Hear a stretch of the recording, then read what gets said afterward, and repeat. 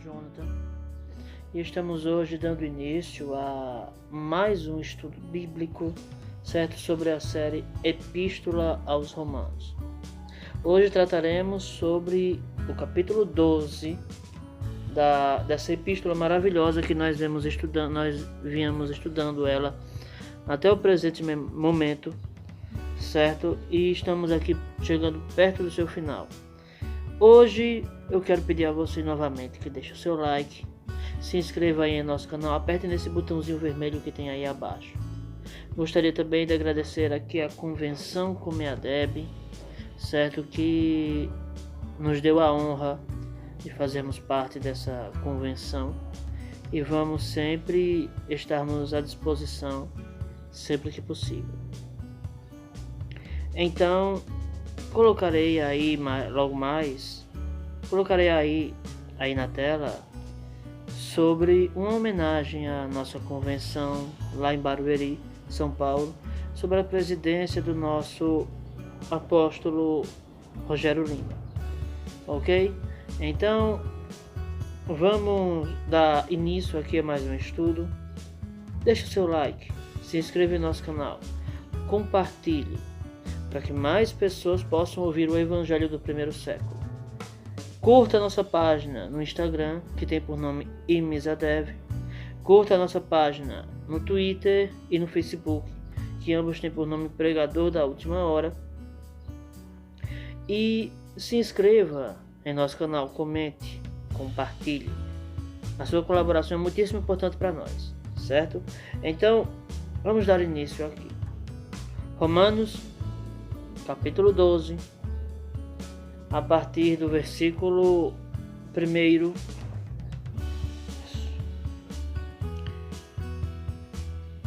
Romanos 12, versículo 1 diz assim: Rogo-vos, pois, irmãos, pela compaixão de Deus, que apresenteis vossos corpos em sacrifício vivo, santo e agradável a Deus, que é o vosso culto racional. Meus amados, nós vemos aqui Paulo instruindo a igreja de Roma a dar um culto racional ao Senhor.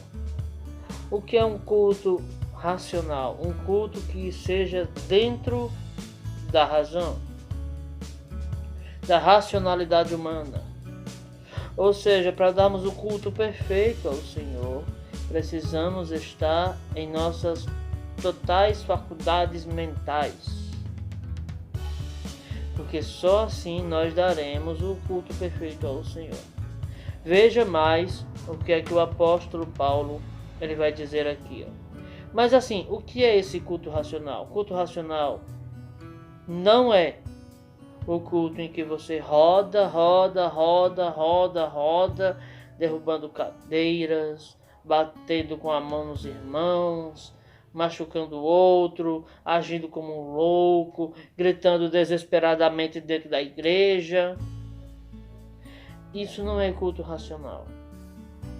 Isso é falta de reverência na casa do Senhor. Eclesiastes capítulo 5 diz assim, olha. Eclesiastes capítulo 5, uma leitura um pouco conhecida por alguns, não é verdade? Eclesiastes capítulo 5 diz assim, versículo 1: Guarda o teu pé quando entrares na casa de Deus, porque chegar-se para ouvir é melhor do que oferecer sacrifícios de tolos, pois não sabem que fazem mal. O que são esses sacrifícios de tolos, meus amados? No meio pentecostal, existem pessoas doentes, com problemas de coração, problemas de hipertensão, problemas circulatórios, ou problema nas veias como entupimento, risco de entupimento das veias. Aí imagine você uma pessoa com esses problemas vai começar a sentir a presença de Deus em um culto pentecostal. Então ela vai começar a se agitar. Ela vai começar a gritar desesperadamente, porque, de acordo com a doutrina, está sentindo a unção. Vai começar a rodar, começar a pular, e o coração, muitas vezes, aquela pessoa tem arritmia. E qual é o risco dela ter um infarto naquele momento? Grande. Então, racionalidade. Você se levantar de sopetão, se levanta com grande velocidade, afasta a cadeira de trás, ainda que seja com pouca força, mas acaba atingindo o irmão que está atrás de você. Pessoas que rodam mais do que peão e não caem, para dizer que estão rodando no espírito, mas quando param ficam tontas e digam que é o Espírito Santo que está deixando elas tontas. Irmãos, pelo amor de Deus, aonde que o Espírito de Deus vai fazer com que você haja fora da sua racionalidade? Sendo que o próprio apóstolo Paulo ensina que precisamos dar um culto racional ao nosso Deus. Veja no versículo 2: E não sedes conformados com este mundo, mas sedes transformados pela renovação do vosso entendimento, para que experimenteis qual seja a boa, agradável e perfeita vontade de Deus. Olha o que ele diz aqui: não devemos ser conformados com o mundo. O que significa se conformar com o mundo? Ficar satisfeito com aquilo que o mundo tem para lhe oferecer. Por exemplo, o mundo lhe oferece uma vida de prazeres, vida de bebidas, bebedeiras, vida de muitas mulheres. O mundo lhe oferece coisas fáceis. Mas o apóstolo Paulo diz que não é para que nós venhamos nos conformarmos, venhamos apenas termos só esse mundo como fonte de prazer, porque esse mundo aqui não serve para nada. As coisas que ele nos oferece são coisas destrutivas para a nossa vida. A única coisa que as Escrituras Sagradas nos pedem é que obedeçamos ao Senhor. Fala-se renovação do entendimento. Como é que eu posso renovar o meu entendimento se eu vou de acordo com o entendimento de outras pessoas? Precisamos entender que a renovação do entendimento é deixarmos as coisas que o mundo nos oferece de lado e procurarmos aquilo que o mundo menos aceita. Porque não devemos nos conformar com as coisas que o mundo oferece. Versículo 3: Porque pela graça que me é dada, digo a cada um dentre vós, que não pense de si mesmo, além do que convém. Antes, pense com moderação, conforme a medida da fé que Deus repartiu a cada um. Olha aí. Porque pela graça que me é dada, a cada um dentre vós, que não pense de si mesmo, além do que convém. Como assim não pense de si mesmo? Não queira colocar adjetivos em você mesmo, daquilo que você não é. Não queira mentir sobre a sua personalidade, sobre quem você realmente é. Não queira imitar outros. Não queira ser igual a outros. Não queira se enganar sobre quem realmente é você. Porque ande conforme a medida da fé que Deus repartiu a cada um. Ande de acordo com a fé que você, de acordo com o nível da fé que você possui. Por quê? Obedeça a tudo aquilo que você aprendeu. Mas eu não aprendi aquilo que o outro irmão aprendeu, não tem problema. O importante é você obedecer ao que você aprendeu. Isso vai fazer diferença na sua vida. Versículo 4.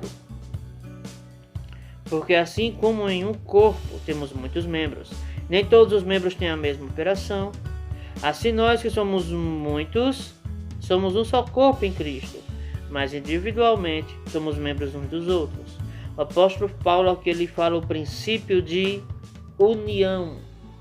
Princípio de união, é uma questão de ser unido, ser membro uns dos outros. O que significa isso? Quando eu bato no meu braço, consequentemente todo o meu corpo vai sofrer.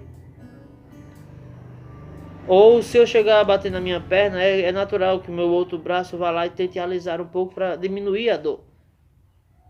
Ou se alguém vem e lhe prejudica, ou se está sentindo algum sofrimento, é natural que alguém queira lhe ajudar ao ver a sua situação. O nome disso chama-se compaixão. É isso que o apóstolo Paulo está nos ensinando aqui. Devemos ser compassivos uns com os outros. Versículo 6. De modo que, tendo diferentes dons, segundo a graça que nos é dada, se é profecia, seja ela segundo a medida da fé. Olha aí, se é profecia, seja ela segundo o tamanho da fé que você possui.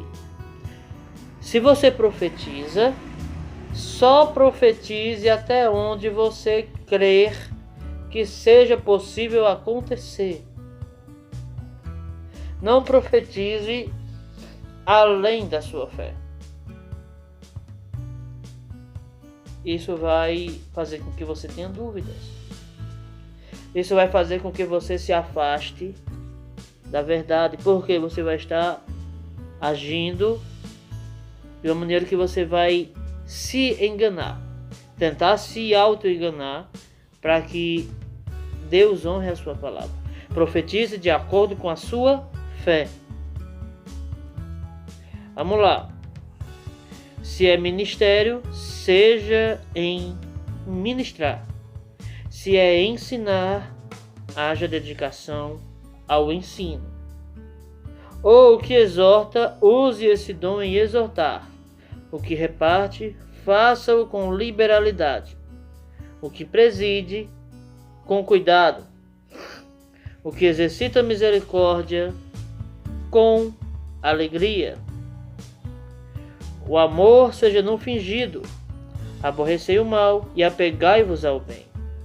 Amai-vos cordialmente uns aos outros com amor fraternal, preferindo-vos em honra uns aos outros. Olha o que é que Paulo está ensinando.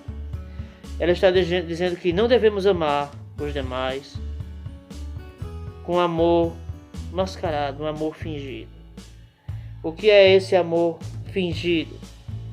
É você dizer à pessoa que a ama na frente dela, mas quando ela vira as costas, você diz: isso aí é um desgraçado, esse aí é um Zé Ninguém, esse é um pobre coitado, não sabe o que faz, é um sofredor, é um coitadinho, só sabe rebaixar, mas ninguém quer ficar no lugar dele. O amor só demonstra na frente desse irmãozinho que ele tanto rebaixa pelas costas.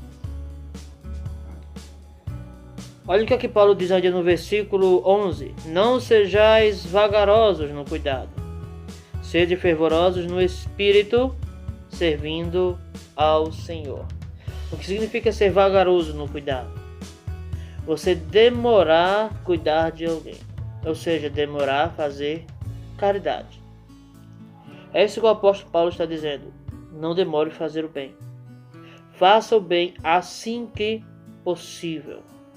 Agora o interessante é que o livro de Provérbios, ele também ainda vai nos ensinar que aquele que pode fazer o bem e não faz, esse comete pecado. É isso que Paulo está dizendo aqui. Que você não deixe para fazer o bem outro dia. Que você faça o bem imediatamente. Veja no versículo 12, ele diz, ali no versículo 11, sedes fervorosos no Espírito, servindo ao Senhor. Como é que eu posso andar no Espírito? Simples. O apóstolo Paulo, em toda a epístola aos Romanos, ele fala sobre a lei do Espírito. Mas que lei do Espírito é essa? É a mesma lei que ele fala em Romanos capítulo 3, versículo 20. A lei de Moisés, que ela nos mostra onde estamos errando. Romanos capítulo 7, versículo 10 ao 14, o apóstolo Paulo vai chamar a lei de Moisés de lei do Espírito. Lei espiritual. No capítulo 7, versículo 22, ele vai dizer que ele sente prazer na lei de Deus. No capítulo 8, versículos 1 e 2, ele vai dizer que não há nenhuma condenação para os que não andam segundo a carne, mas segundo o Espírito, com a fé em Cristo Jesus. Como é que eu posso andar segundo o Espírito? Andando pela lei que é espiritual, de acordo com o apóstolo Paulo, em Romanos, capítulo 7, versículo 14. Aconselho você, para se quiser ter mais detalhes sobre esse tema, temos 2 vídeos aqui em nosso canal, que tem por nome A Lei Espiritual de Moisés, e outro vídeo, também da série Epístola aos Romanos, que tem por nome A Lei do Espírito e a Origem da Trindade. Acesse esses vídeos e pegue mais detalhes depois que você terminar de assistir esse, e vai aprender um pouquinho mais sobre o que realmente é a lei do Espírito. Ok? Então vamos lá. Versículo 12. Alegrai-vos na esperança, sede pacientes na tribulação, perseverai na oração. Alegrar-se na esperança. Alegrar-se em quê? Que esperança? Na esperança de que iremos encontrar o Senhor. Tenha paciência no sofrimento. É isso que Paulo está dizendo aqui. Seja paciente na tribulação. Persevere em oração. Versículo 13. Comunicai com os santos nas suas necessidades. Segui a hospitalidade. O que significa comunicar com os santos nas suas necessidades? Comunicar com os santos nas suas necessidades é você justamente se disponibilizar a ajudar o seu irmão. Olha em versículo 14. Abençoai aos que vos perseguem. Abençoai e não amaldiçoeis. Jesus também dá esse mesmo princípio em Mateus capítulo 5, versículo 44. Certo? Vamos lá. Versículo 15 de Romanos 12. Alegrai-vos com os que se alegram, e chorai com os que choram. Olha que ele dá um princípio aqui para você se alegrar com aqueles que estão alegres. Por que isso? Amados, isso vai criar um vínculo entre os irmãos. Isso vai criar um vínculo forte de amizade entre pessoas. E o apóstolo Paulo está levando em consideração que Deus nos fez seres altamente sociáveis.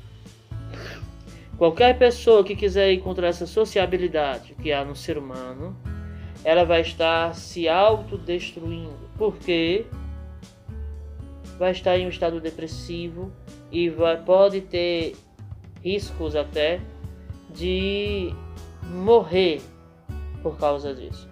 Então nós precisamos ser sociáveis. É isso que a Bíblia Sagrada nos ensina. Deus nos criou pessoas sociáveis. Vamos lá.